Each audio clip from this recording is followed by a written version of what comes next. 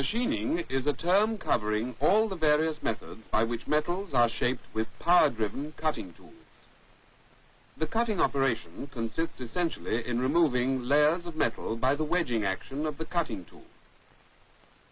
This principle applies to all cutting operations, whether carried out by hand tools or by the many types of power-driven machine tools. Nowadays, a large number of these power-driven tools are used in industry, all of which adapt the wedge principle to a particular purpose. For example, planers are used for smoothing large, flat surfaces, and milling machines for facing or slotting small components. Large holes are normally produced in boring mills, whilst for smaller sizes, drilling machines are used. Then there are the more specialized types of tools, used mainly in large-scale production. The broach has a series of cutting edges, each of which carries the cut a stage further than the one before. The hob is a modified milling cutter, designed to cut gear teeth. The grinding wheel, on the other hand, is one of the commoner tools. Its rough surface is really made up of thousands of minute cutting edges. Grinding is used mainly for finishing operations. The most familiar and most versatile of all machine tools is the lathe. The object of any machining operation is to remove a definite amount of metal as easily and as quickly as possible, and at the same time to achieve accuracy and a satisfactory surface finish. The efficiency with which this can be done depends basically on three factors: the physical characteristics of the metal to be cut, that is, the workpiece, the design and nature of the tool, and finally, during the operation, the relationship between the tool and the workpiece. This, of course, includes factors such as the cutting fluid, the nature of the operation, and the design of the machine tool. Each of these factors may vary considerably, and in order to get the best out of a machine tool, something must be known of the background common to all machining operations. The first thing to be considered is the nature of metal itself. If a polished specimen of pure metal is examined under the microscope, it is seen to consist of a patchwork of irregular and closely interlocked grains. Each of these grains, though irregular externally, is made up of atoms arranged in a regular pattern called a lattice. If pressure is applied to the metal, rows of atoms slide over each other along what are called slip planes. Pressure is transmitted from one grain to another, and so causes deformation and a rearrangement of the grain structure. If the pressure is continued beyond a certain point, however, the metal fractures by shearing along favorable slip planes. This is a general picture of what happens when any metal is machined. But different metals show varying resistance to the pressure of the cutting tool. In other words, their machinability varies according to their particular properties. Some of these properties can be assessed by means of a few simple mechanical tests. In the IZOD test, for example, a brittle metal fractures without appreciable deformation. Cast iron is a common example. On the other hand, tough metals, such as stainless steel, absorb a great deal of energy before fracture. Metals that stretch considerably before breaking in the tensile test are said to be ductile.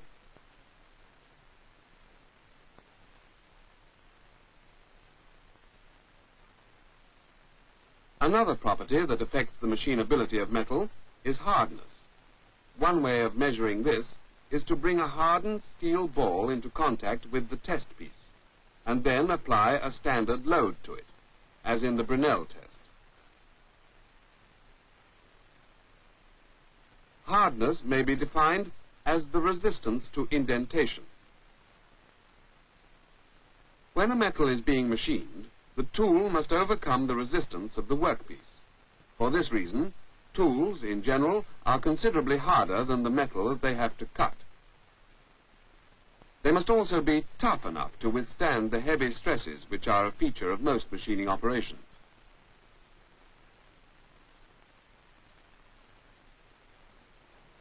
Although the design of cutting tools varies greatly according to the particular job they have to do, they can be broadly divided into groups having certain features in common. For example, drills, reamers, and taps are rather similar in general shape and are all used to produce internal diameters. Milling cutters, saws, and broaches, on the other hand, look very different from each other, but all have one thing in common.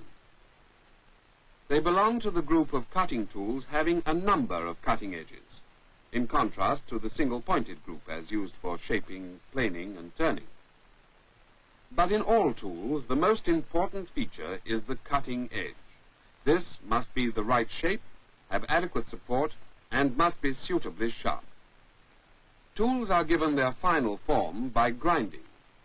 This is a skilled job, and the tool should be checked before starting on any machining operation to make sure that the angles of the various faces are appropriate.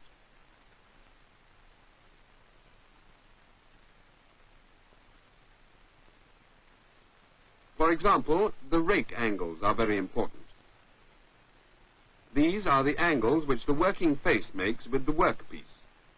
Then there are the clearance angles. These must be large enough to allow the tool to clear the workpiece, but not so great as to weaken the cutting edge. Following the preparation of the tool comes the setting up for a particular job. Here, the skill and experience of the setter count for a great deal, but there are some general rules for each type of machine. On a lathe, for example, the setter will ensure that the cutting edge is exactly the same height as the center of the workpiece, and that the overhang from the tool support is as small as possible, so that the tool has maximum rigidity.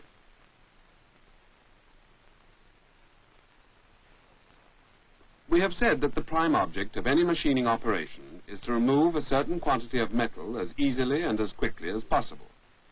Taking this shaper as an example, let's see how this object can be achieved.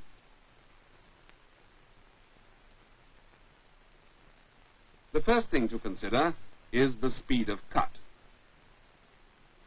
Obviously, the greater the speed at which the tool cuts through the metal, the greater the amount of metal removed in a given time. Most machine tools can be run at various speeds, and in theory, the cutting speed can be increased up to the limit of a particular machine. In practice, of course, the person in charge of an operation will decide on the most suitable cutting speed for the particular job. The choice of speed will depend on the sort of metal being cut and the type of tool being used.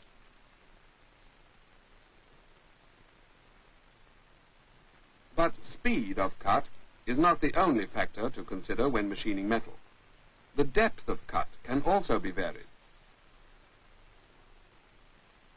Instead of taking a shallow cut at every stroke, the tool can be set so as to cut more deeply into the workpiece.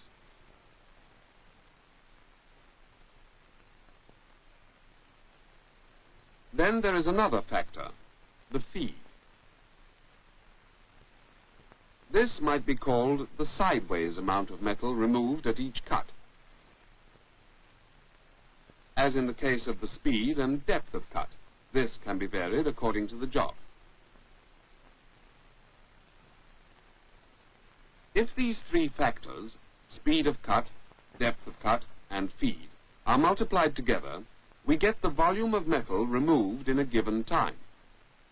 Each or all of them can be varied, but the final choice will depend on the limitations of the machine tool, the properties of the metal being cut, the rate of tool wear,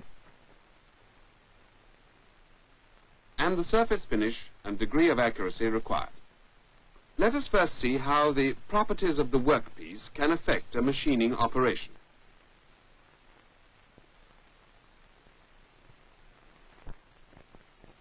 Roughly speaking, a ductile metal is one that will stretch considerably before breaking. When a ductile metal is being cut, the grains tend to deform rather than fracture.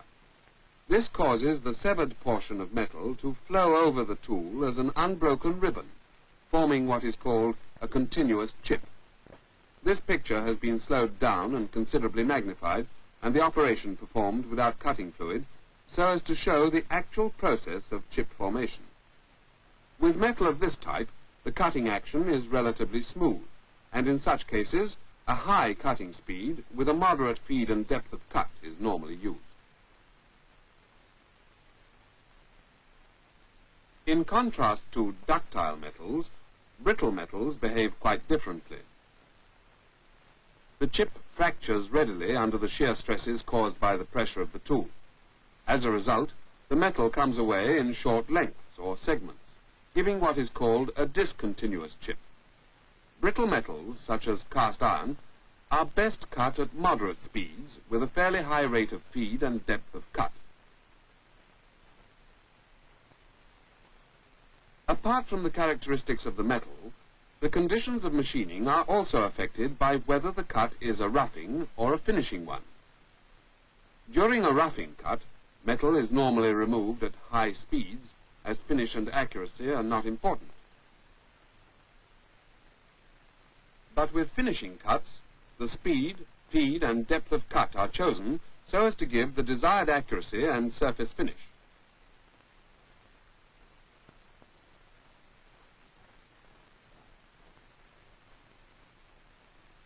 In neither case should the rate of metal removal be so high as to cause excessive tool wear.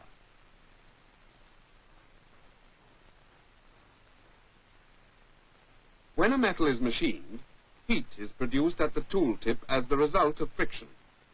Some of this is internal friction caused by the deformation involved in producing the chip. Some is external friction caused by the chip rubbing against the tool face. As the cutting rate or the pressure is increased, the temperature rises until it reaches a point where the tool may be damaged. During the 19th century, metals were normally machined dry. This meant that cutting speeds had to be kept down to avoid damage through overheating. But towards the end of the century, a discovery was made which had a great effect on the efficiency of machining operations. It was found that when a stream of water was directed onto the cutting surface, it was possible to increase the cutting speed without any increase in tool wear, and with no loss of accuracy or deterioration in surface finish. But although water is an ideal coolant, a simple experiment will show that it has one major disadvantage as a cutting fluid. A few drops are placed on a steel plate, and a similar quantity is mixed with some steel chips of the type produced during drilling. The procedure is then repeated. Only this time, a soap solution is used. The plate is then left in a dry place.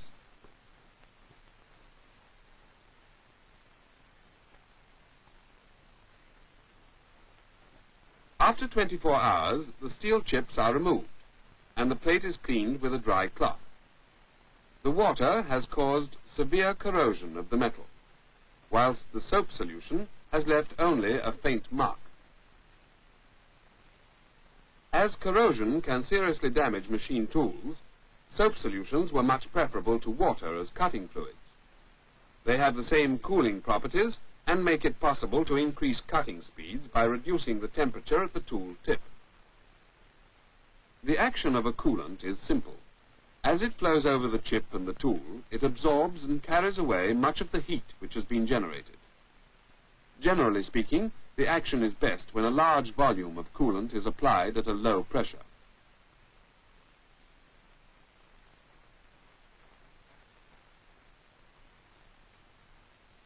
For some operations, however, straight coolants like soap solutions offer only a slight advantage. They have little lubricating power and therefore do not materially reduce the friction, which is the main cause of tool wear. For this reason, oils of both the fatty and mineral types are used as cutting fluids. They have less cooling power than water, but by reducing friction they can increase tool life, particularly on severe operations. Cutting oils also have another advantage. This can be demonstrated by adapting a milling machine for use as a planer and setting it up to machine a steel bar.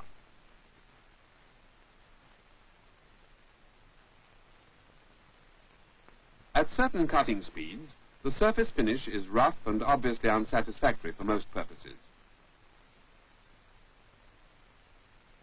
The machine is run long enough to make sure that the finish is consistent, and then a single drop of oil is introduced into the rake crevice.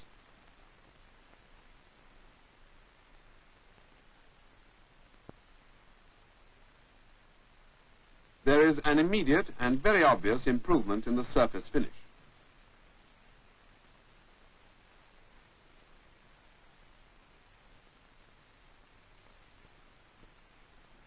A result as marked as this is not necessarily achieved in all machining operations, but it does show the value of using a lubricant in certain cases where surface finish is important. As well as the straight cutting oils, we have the special class of soluble oils. When mixed with water, the oil disperses into droplets to form an emulsion. These emulsions combine the high cooling power of water with some lubricating effect from the oil, and nowadays have almost entirely replaced the older types of aqueous fluids.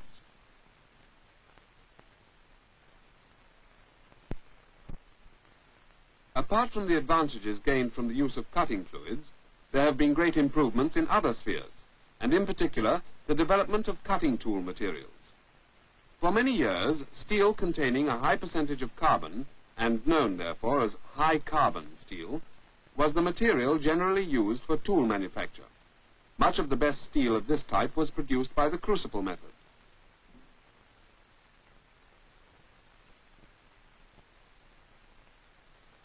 After careful preparation in the furnace, teaming takes place. In other words, the molten metal is poured from the crucible into molds. Here it sets into ingots from which the tools are ultimately made. Heat treatment is the final stage in production.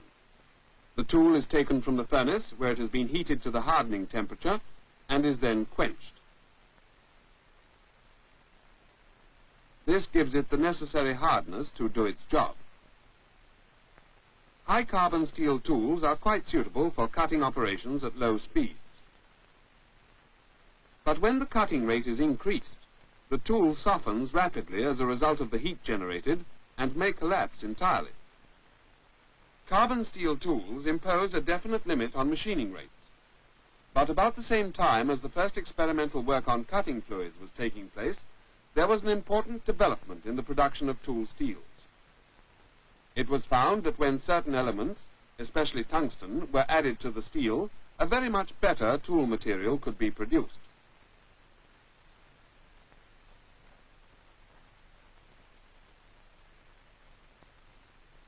These high-speed steels, as they are called, made it possible to increase machining rates to a much higher level than previously. This is possible not only because the tool has the necessary hardness and toughness for its job, but because it has another property, sometimes known as red hardness. Unlike carbon steel, high-speed steel does not lose its hardness as a result of the high temperatures produced during cutting. But because higher speeds and loads are permissible, a new problem arises when cutting certain metals with high-speed tools. As the underside of the chip rubs against the breast of the tool, two chemically clean surfaces are in contact under conditions of high temperature and pressure. In these circumstances, some welding between the chip and the tool may occur. In practice, this results in tiny particles of metal torn from the underside of the chip, forming what is known as a built-up edge. Up to a point, this will not matter, as the build-up helps to protect the cutting edge and prolongs tool life. But when it becomes excessive and continually breaks off and reforms, both accuracy and finish suffer. In such cases, something more than ordinary straight oils or emulsions may be needed. This has led to the development of oils with special anti-welding properties and special tests to measure these properties. In the 4-ball test, for example, 3 steel balls are locked in a cup containing the oil and placed in contact with a 4th ball clamped to a shaft. When the machine is started, the shaft turns at high speed, spinning the fourth ball against the other three. The friction between the fourth ball and the others is recorded on a rotating drum. When the test is run using a straight mineral oil, welding occurs very rapidly. The conditions which cause the four balls to weld together are similar to those which produce build-up on the tool during machining. However, if certain substances embodying sulfur or chlorine and occasionally other elements are added to the oil, welding can be prevented even under very severe conditions. In this case, an oil containing special additives is compared with the straight oil used in the previous test. After a much longer run, there is still no suggestion of welding. These extreme pressure, or EP oils as they are called, are used nowadays in many operations such as tapping. They are especially useful where tools are expensive and where good surface finish is needed. They are one more factor in the development of higher standards and higher efficiency.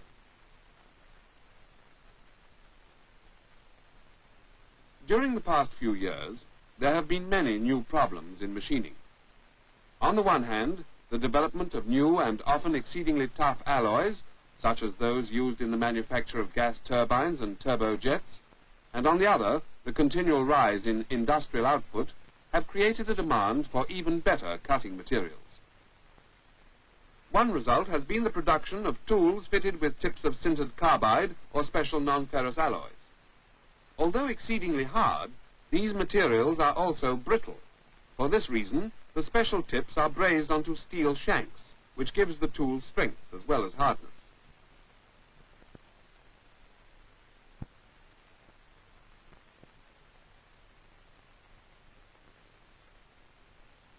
These special tools can be run at very high speeds without any danger of the chip welding to the tool.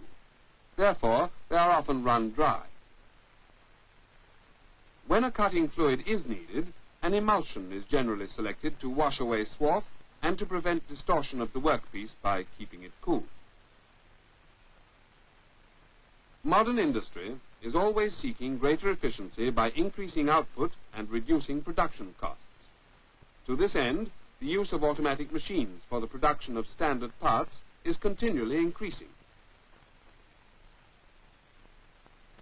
Once set up, and apart from periodical resetting, these machines operate entirely automatically and produce finished parts at the rate of hundreds each hour.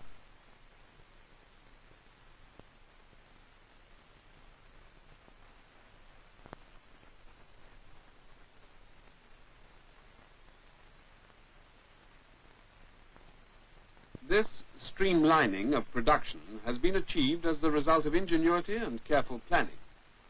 It is backed up by research, which aims to establish precise standards and increase efficiency still further. The actual equipment for research in metal machining usually consists of standard machine tools plus special instruments for close control and measurement. An example of this control can be seen in the preparation of tools. For instance, when this tap has been carefully ground, a wax impression is taken and projected onto a screen. Examination of the enlarged image reveals any small inaccuracies which might have a serious effect on performance. The machining tests are often mechanized to eliminate the human element. During the investigations, many factors, such as the speed of the operation, the exact form of the tool, and the effect of different types of cutting fluid, must be carefully controlled and their effects measured. For this reason, a complete record is made of the torque variations during this test. The accurate grinding and preparation of tools is a vital factor in machining.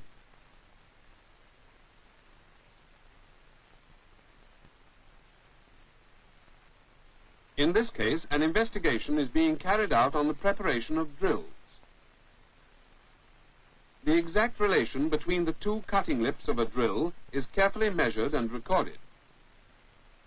For real efficiency, very accurate measurement is essential, because even a slight variation can have a critical effect on drill life. Drilling tests are carried out on large and very rigid machines designed to give negligible deflection under load. Data produced during the tests is recorded on special instruments. Apart from providing information on the effect of tool angles on cutting efficiency, tests of this sort can be used to determine the machinability of different metals and for evaluating the properties of different cutting fluids. In this connection, correct application of the fluid is most important. Haphazard distribution doesn't give the fluid a chance to do its work properly, and some type of distributor which will concentrate the fluid onto the cutting point is desirable.